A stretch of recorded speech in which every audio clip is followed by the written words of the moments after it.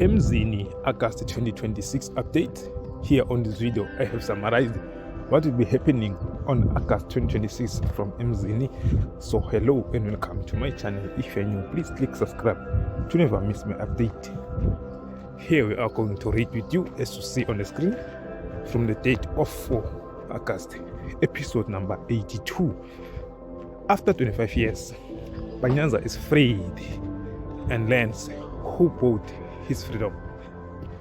Uzalo finds out who Dream Killer really is, and Mapefo says it's a dangerous new chance.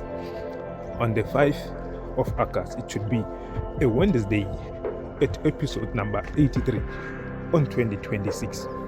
Uzalo exposes Junior Bandle's attempts to reunite Panyaza, and Uzalo fails, and Panyaza starts to rebuild his life in a different environment.